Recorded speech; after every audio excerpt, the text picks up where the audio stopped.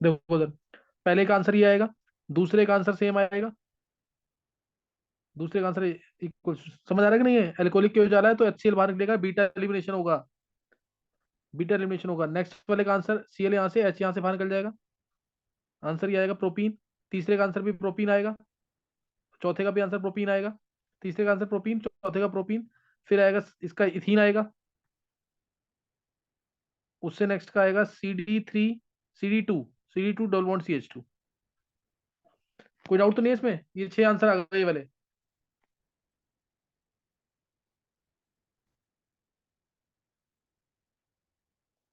देखो उधर, ये 6 आंसर आ चुके हैं। अब इसके अंदर जो 6 आंसर आए हैं, ऑर्डर ऑफ रेट बताना है तुम्हें, रेट ऑफ E2 एलिमिनेशन।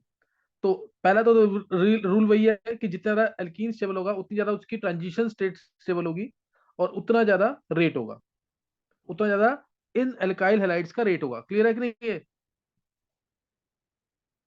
तो इसलिए सबसे ज्यादा रेट सर एक पहले बार दो का है। रिपीट करनी लाइन। जितने ज्यादा एल्कीन स्टेबल होगा उतनी ज्यादा उनकी ट्रांजिशन स्टेट जो होगी वो बनेगी, वो स्टेबल होगी, और उतना ज्यादा रिएक्टिव होगा, उतना ज्यादा रेट होगा एल्काइल हैलाइड के रिएक्ट करने का। तो यानी पहले दो का रेट सबसे ज्यादा, क्योंकि दोनों एल्कीन में 6 6 हाइपरजोनेशन दिख रहे हैं तुम्हें। उसके बाद तीसरा और चौथा, उन दोनों में 3 3 हाइपरजोनेशन दिख रहे हैं, इन दोनों का ज्यादा होगा। और इसके बाद इसमें दोनों में एल्कीन कोई भी हाइपरजोनेशन नहीं है, लेकिन इधर टूट रहा है Cl, यहाँ पे Cl निकल रहा है और ये CD बॉन्ड टूट रहा है, इधर Cl टूटेगा और एक CH बॉन्ड टूटेगा, इसलिए पांचवा ज्यादा रिएक्टिव होगा देन सिक्स्थ वन। अब इन दोनों में कैसे डिसाइड करेंगे जिसमें सेम एल्कीन बन रहा है? इन दोनों में कैसे डिसाइड करेंगे जिसमें सेम एल्कीन बन रहा है? तो देखो, इसमें देखेंगे ट्रांजिशन स्टेट में क्या टूट रहा है। इसकी ट्रांजिशन स्टेट में Cl लगा हुआ ना ऐसे, CH2H है, ये ऐसे, ये H है, ये Cl है, यहां से ये Cl हट रहा है और ये H हट रहा है। प्राइमरी हाइड्रोजन बेस जो है प्राइमरी हाइड्रोजन को लेके जा रहा है। समझ आ रहा है कि नहीं है? बेस जो है प्राइमरी हाइड्रोजन को लेके जा रहा है, लेकिन इस केस में बेस जो है इलेक्ट्रॉन यहां से हटेगा, ये Cl हटेगा यहाँ से, और ये यहाँ पे H जो है टर्शरी हाइड्रोजन है, तो इसका निकालना टफ होगा कि नहीं? नहीं समझ आया यस, ये? Yes sir. Yes sir.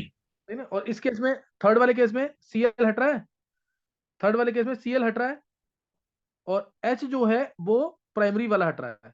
इस केस में Cl हट रहा है, H जो है वो सेकेंडरी वाला हट रहा है। जब सेम एल्कीन बनेगा तो तुम ट्रांजिशन स्टेट में चेक करोगे CH बॉन्ड कौन सा टूट रहा है। तो इसलिए जो रेट होगा इस रिएक्शन का वो सेम यही होगा जो मैंने लिखा है यहाँ पे, 1 2 3 4 5 6। एक एक चीज ढंग से करना है इसकी। रेट ऑफ E2 और रेट ऑफ E1 निकालना होता है, रेट ऑफ E1 निकालना है तो तुम्हें चेक करना है ease of dissociation, ease of dissociation, सही ना? वो मेनली बताएगा तुम्हें रेट ऑफ E1। हाँ, कार्बोकेटाइन की जो स्टेबिलिटी है वो भी डिसाइड कर सकती है, लेकिन मेन मेन जो है कंसेप्ट उसका, जितना ज्यादा ईज ऑफ डिसीजन होगा, यानी जितना ज्यादा स्टेरिक क्राउडिंग होगी उतना ज्यादा ईज ऑफ डिसीजन होगा CCl बॉन्ड का भी, CH बॉन्ड का भी, और उतना ज्यादा रिएक्टिविटी होगी टुवर्ड्स E1। हालांकि हम इसको कार्बोकेटाइन की स्टेबिलिटी से भी चेक कर सकते हैं। अच्छा, ये नेक्स्ट निकाला आंसर क्या, सेवंथ का? सर OH माइनस और ETO माइनस में तो वो मिल जाएगा, सेजफ वाला, हाँ और बाकी दोनों में हॉफमैन वाला मिल जाएगा। बिल्कुल सही है, OH आयंस है और ETO माइनस है, तो इसमें तो Cl यहां से हटेगा, H हटेगा, ये वाला क्राउडेड वाला भी H हट जाएगा, एल्कीन ज्यादा स्टेबल है यहाँ पे, तो इसमें ये आंसर आएगा, ये ना गर्व। Yes sir. और साथ में एक और मिलेगा जो मेजर नहीं होगा, ये साथ में ये भी मिलेगा। क्लियर है कि नहीं?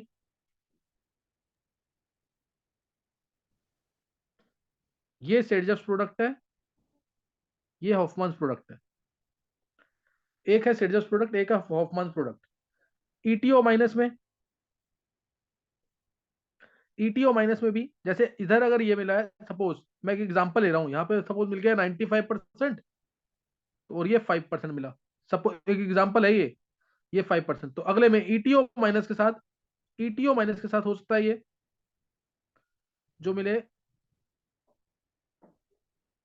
85% मिल जाए, और यहां मिल जाए 15%, ये 15%। लेकिन जब ये आ जाएगा ना, ये आ जाएगा, तो उल्टा हो जाएगा, हॉफमैन प्रोडक्ट मेजर हो जाएगा, क्योंकि ये बल्की बेस है, बल्की बेस है, तो एलिमिनेशन जल्दी करेगा एक तो, और दूसरा लेस स्टेरिकली इंडर्ड हाइड्रोजन हटाएगा, यानी इस वाले एच को हटाएगा या इस वाले एच को, तो यानी ये मेजर हो जाएगा। समझ गए कि नहीं है? तो हो सकता है अब इसमें परसेंटेज से 30% हो जाएगा हॉफमैन प्रोडक्ट, 30% हो जाएगा सेडजर्स प्रोडक्ट, और 70% हो जाएगा हॉफमैन प्रोडक्ट। और इस वाले केस में जो और बल्कि बेस है, तो हो सकता है इसमें 20% हो जाए सेडजर्स प्रोडक्ट, 80% हो जाए हॉफमैन प्रोडक्ट। क्लियर है कि नहीं? Yes sir. यही क्या कर। Yes sir. हाँ, अब उससे नेक्स्ट में मेजर क्या होगा, एल्कोहलिक केव चला तो मेजर ये, इसको करना जरूर क्वेश्चन। और बल्कियर बेस डाल दिया, बल्कियर बेस डाल दिया, तो आंसर ये। दोनों में माइनर जरूर मिलेगा, इसका माइनर ये बनेगा हॉफमैन प्रोडक्ट, इसका माइनर बनेगा सेडजर्स प्रोडक्ट। क्लियर है कि नहीं ये? Yes sir. उससे नेक्स्ट का भी आंसर कर लिया है। सर वो भी सेम ही है, वो ब्यूटूइन और ब्यूटवनी। हाँ, ऊपर वाले में मेजर आएगा ब्यूटूइन, ऊपर वाले में मेजर क्या आएगा, ब्यूटूइन। और ऊपर आंसर कितने आएंगे टोटल? ऊपर दो आएंगे। तीन, तीन मतलब है ना, एक से ट्रांस भी हो जाएगा ना। अच्छा नहीं, मतलब मैं स्टेबल वाले ही दो कह रहा था सिस्टांस लगा के। हाँ, सिस ट्रांस आएगा और एक ब्यूट वनीन आएगा। तीन आएंगे प्रोडक्ट, स्टेबल होगा ट्रांस वाला। और नीचे आंसर भी तीन आएंगे, लेकिन मेजर कौन सा होगा इस केस में अब? ब्यूटवनी। ब्यूट वन इन मेजर होगा, सही ना, ब्यूट वन इन मेजर होगा उसमें। क्लियर है कि नहीं ये? Yes sir.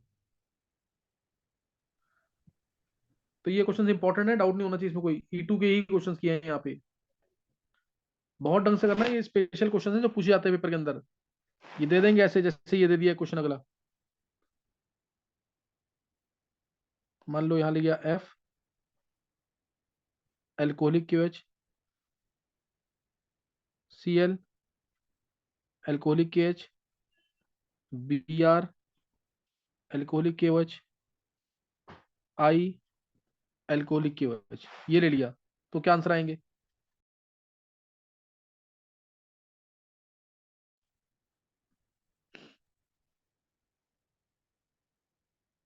सर पहले वाले में नो रिएक्शन। नहीं, रिएक्शन होगी गर्व, तो इसमें सर आंसर फिर। ब्यूट वन इन मेजर नहीं आएगा। इसमें मैकेनिज्म कौन सा चलेगा? पहले ये एच अच्छा हटेगा हाँ, ना इसका। इवन इवन सी भी, इवन सी भी। इवन सी भी नहीं है गर्व, मैंने बताया था कल। हाँ ई टू है, ई इसका टू है। मैकेनिज्म इवन सी भी नहीं, बुक्स में E2 है, ध्यान रखना E2 ही है ये। लेकिन लेस स्टेरिकली हिंडर्ड हाइड्रोजन हटता है, लेस स्टेरिकली हिंडर्ड हाइड्रोजन हटेगा इसमें, क्योंकि लिविंग ग्रुप बहुत पुअर है। ये E2 है। अगर इसके साथ कोई विड्रॉइंग ग्रुप लगा होता ना, अगर इसके साथ यहाँ पे कोई विड्रॉइंग ग्रुप लगा देते तो हटता, तब होता इवन सीवी, जैसे CHO लगा दूं साथ में। समझा कि नहीं? Yes sir. बाकी तो सब ये ध्यान में रखना इसके अंदर। ब्यूटूइन मिल जाएगा। हम्म। जैसे यहाँ OCOCH लगा दिया अगर मान ले, और एल्कोहलिक एज। अब बाकी सब में क्या आएगा, ब्यूटूइन। बाकी सब में ब्यूटूइन आएगा मेजर, ब्यूटूइन मेजर आएगा, और वो भी ट्रांस वाला मेजर। तीन आंसर आने हैं। सबसे ज्यादा मेजर कहाँ आएगा? आई वाले में। आई वाले में मान लो अगर 90% आ रहा है ये, तो इसमें आएगा 80%, तो इसमें आएगा 70%। सही है। Yes sir. ये ध्यान रखना चीज का। अब OCOCH3 ये भी बहुत पुअर लिविंग ग्रुप है।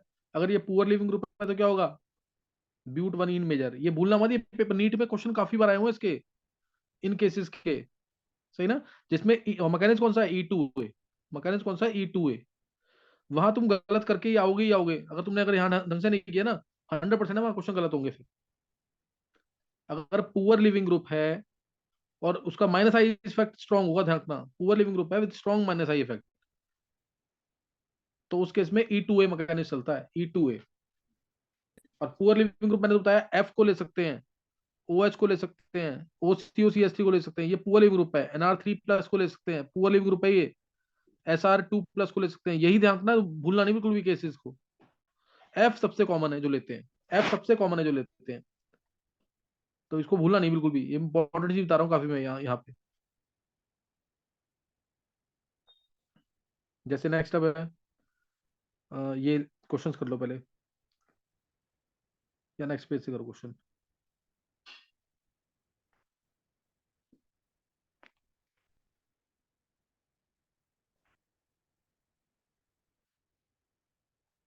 NR3 प्लस है, ओ चांस और हीट कर दो, ओ चांस लगा रखा है, गर्म कर रहा है बस। सेकंड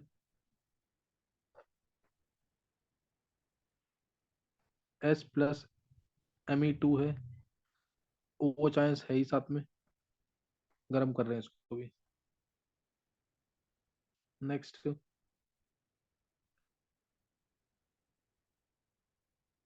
ये ले लिया सपोज CH3CH।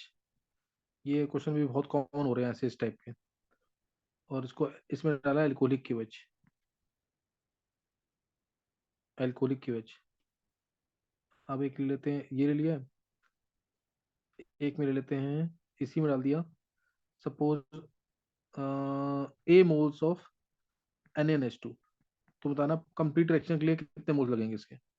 कंप्लीट रिएक्शन के लिए ए की वैल्यू क्या होगी, है ना, कंप्लीट रिएक्शन के लिए ए की मैक्सिमम वैल्यू क्या होगी। CH3CH2 CHClCl, इसमें डाला alcoholic KOH, first second NaNH2, second NaNH2, fifth,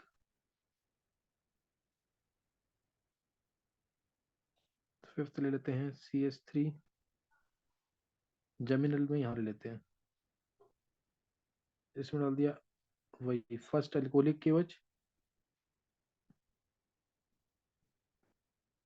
second NaNH2। Geminal वाले में क्या होगा, एक रंग बोल लो, ClCl,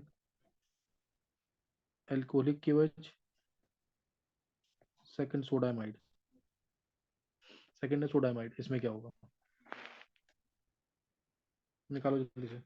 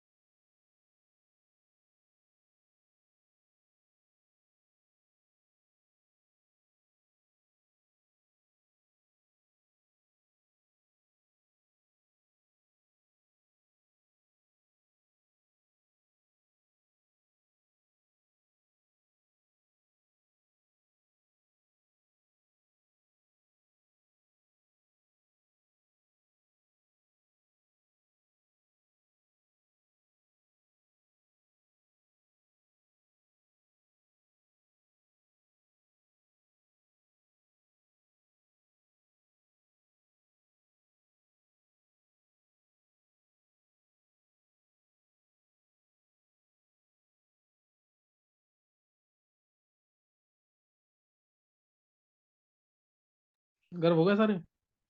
ये सर। हाँ, बाकी किसने निकाला आंसर।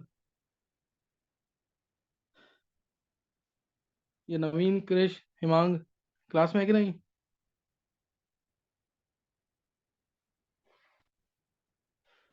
देखो, फर्स्ट में अगर बोल आंसर। सर ब्यूट बनी। देखो, इसमें पुअर लिविंग ग्रुप है, ये बेस डला हुआ है। लेस स्टेरिकली हिंडर्ड हाइड्रोजन ये है बीटा वाला, अल्फा ये, बीटा ये, बीटा ये भी। तो बेस इस पे अटैक करेगा, ये देगा इलेक्ट्रॉन, ये चला जाएगा। मैकेनिज्म कौन सा है? E2A। ई टू ए, ध्यान रखना, ई टू ए या ई टू लिख के आओगे पेपर के अंदर। इवन सी भी नहीं है ये। नेक्स्ट। प्रॉप बनी। प्रॉपी। हाँ, यहाँ पे दोबारा बेस यहाँ पे अटैक करेगा लेस स्टेरिकली हिंडर्ड हाइड्रोजन पे। दोनों जगह है, किसी भी अटैक कर सकता है। उसके बाद ये इलेक्ट्रॉन दे जाएगा यहाँ पे, ये बाहर। आंसर आ जाएगा प्रोपीन। मैकेनिज्म कौन सा है? E2A। हाँ। उससे नेक्स्ट में C L C sir L है। सी एल सी, एल्कोहलिक हाँ। केओच के साथ CH2 डबल बॉन्ड CHCl। हाँ, C H two bond C H C L, ये आंसर आएगा। Yes sir. सही है। और अब उसके आगे रिएक्शन होगी अल्कोहलिक एच में। सर होती नहीं है, लेकिन मतलब शायद स्कूल में लिख के आना है कि हो जाती है।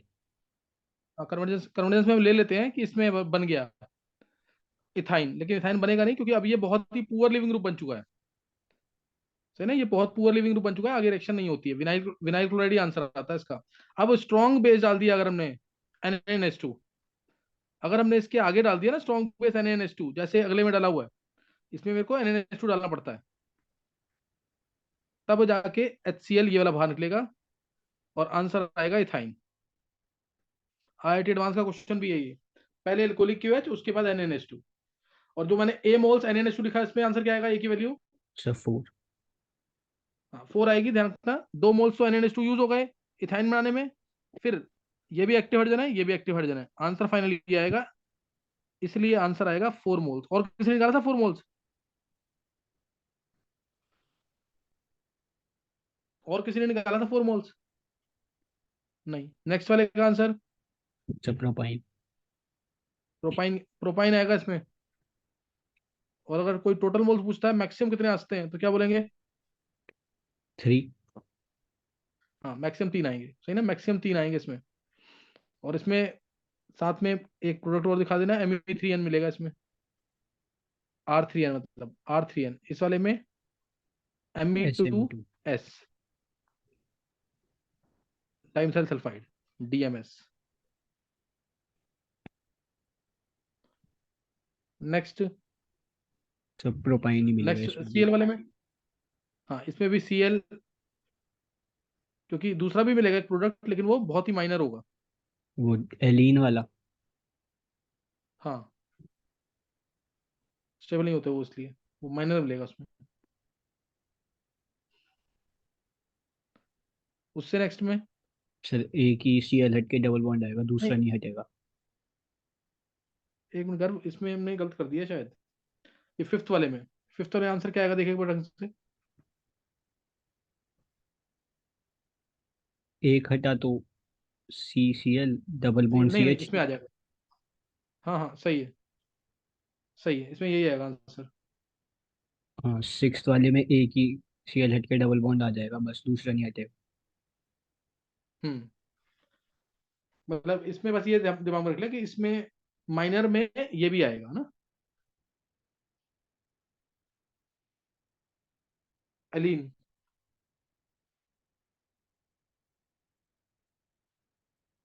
समझा कि नहीं? Yes sir. इसमें माइनर में एलीन आएगा, ऊपर नहीं आएगा, ऊपर प्रोपाइन ही आएगा सिर्फ।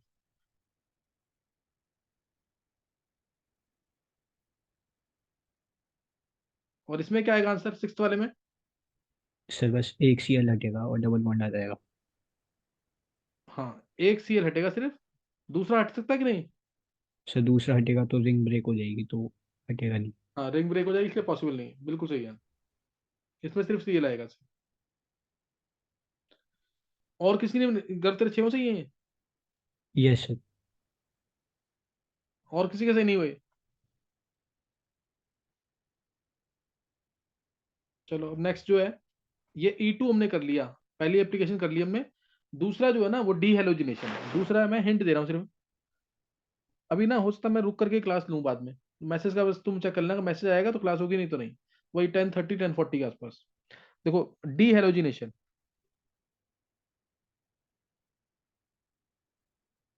ये सेकंड एप्लीकेशन है। सेकंड एप्लीकेशन है E2 की। पहली एप्लीकेशन मैंने बता दी तुम्हें, डी हाइड्रो हेलोजिनेशन जो हुआ एल्कोहलिक क्योच के साथ स्पेशली। सेकंड एप्लीकेशन है डी हेलोजिनेशन। इसमें रेजेंट क्या यूज होते हैं, NaI जो कि हमारे फिंकलस्टीन रिएक्शन में यूज हुए थे, जो फिंकलस्टीन रिएक्शन में यूज हुए थे, ध्यान रखना चीज का, सही ना। तो इसमें हम NaI यूज करेंगे। जैसे अगर मान लो एंटी एलिमिनेशन होता है, भी एक बी आर ऐसे है, एक बी आर ऐसे है, ये इस तरीके से है, सही है ना, ये इस तरीके से है। तो NaI डालेंगे इसके अंदर अगर, एसीटोन, एसीटोन तो मैं बताया सॉल्वेंट है, जो हेलोजेंस को आसानी से डिसॉल्व कर लेता है, हेलोजेंस को आसानी से डिसॉल्व कर लेगा। NaI डालेंगे, ये Br जो है ये इलेक्ट्रॉन लेके जाएगा, ये Br इलेक्ट्रॉन लेके जाएगा, और ये ऊपर से Br इलेक्ट्रॉन देके जाएगा। दोनों ग्रुप एंटी होने चाहिए एक दूसरे के, यानी अगर चेयर फॉर्म लिख रहा हूं मैं, तो प्रेजेंट होने चाहिए हमारे कहाँ पे, एक्सियल पोजीशन पे, दोनों ग्रुप एंटी होने चाहिए। ओपन चेन में तो कोई दिक्कत ही नहीं है, ओपन चेन में तो सिंगल बॉन्ड के अराउंड रोटेशन होकर भी रिएक्शन हो जाएगी, हल्का सा टाइम ज्यादा लगेगा, रेट थोड़ा सा कम हो जाएगा, लेकिन रिएक्शन हो जाएगी। तो इसमें आंसर ये आ जाएगा, सी डबल बॉन्ड सी, ये आंसर आ जाएगा इसे, एल्कीन की फॉर्म में, सही ना, ये एल्कीन की फॉर्म में आंसर आ जाएगा NaI के साथ। साथ में क्या मिलेगा इसमें, Br- को जैसे Na+ ले जाएगा तो NaBr आ गया, और Br+ को I- ले जाएगा तो IBr आ जाएगा, IBr आ जाएगा। अब एंटर हेलोजन कंपाउंड ज्यादा स्टेबल होते नहीं है, तो इसमें Na दोबारा यूज करते हैं हम, Na दोबारा डाल देते हैं इसके अंदर। तो यहाँ पे I- है, यहाँ पे I+ है, तो NaBr और I2 अलग हो जाएंगे दोबारा, यानी 2 NaBr और एक I2 मिलेगा। क्या समझ आया ये? Yes sir. ये आएगा। तो मैकेनिज्म इसका सिंपल ही है बिल्कुल, मैकेनिज्म नोट कर लेंगे एक बार। ग्रुप एंटी होने चाहिए, ये पता होना चाहिए बस तुम्हें, सही ना, ग्रुप एंटी होने चाहिए एक दूसरे के। तो इसमें जैसे अगर मैं इसको 3D में दिखाऊं तुम्हें, तो ये सी पीछे की तरफ, तुम्हारी तरफ, Br ये, Br यहाँ पे, ये पीछे की तरफ, ये तुम्हारी तरफ, इस तरह से होगा, इस तरीके से होगा। और उसके बाद एक इलेक्ट्रॉन लेके जाएगा, ये, मैं इसको, ये Br इलेक्ट्रॉन लेके जा रहा है, सही ना, Br इलेक्ट्रॉन ये लेके जा रहा है। I- जो है इसको इनिशिएट करेगा, Na डाला हुआ ना, I- इसको Br+ बनाने की कोशिश करेगा, इसलिए ये इलेक्ट्रॉन देके जाएगा। I- की वजह से I- इस Br को अपनी तरफ अट्रैक्ट करेगा, इसको पॉजिटिव बनाएगा, पोलराइज करेगा इसको। तो ये इलेक्ट्रॉन देके जाएगा यहाँ पे, ये इलेक्ट्रॉन देके जाएगा, एक ट्रांजिशन स्टेट आएगी यहाँ पे, सही ना, एक ट्रांजिशन स्टेट आएगी। और उसके बाद तुम्हें फाइनल आंसर मिलेगा ये वाला, सी, सी, और इधर, ये ऐसे, ये और ये फाइनल आंसर आएगा। और ट्रांजिशन स्टेट में क्या होगा, ट्रांजिशन स्टेट के अंदर बॉन्ड एक फॉर्म हो रहा होगा, देखो इधर, ये सी, ये ऐसे रहेगा, ये बॉन्ड भी ऐसे ही रहेंगे। इधर जो है एक्स, ये एक्स, यानी Br जो है ये निकल रहा है यहाँ से पार्शियल नेगेटिव होके, और दूसरा Br जो है इलेक्ट्रॉन देगा, दूसरा Br इस पॉजिटिव को यहाँ से लोन पेयर दे रहा होगा ऐसे,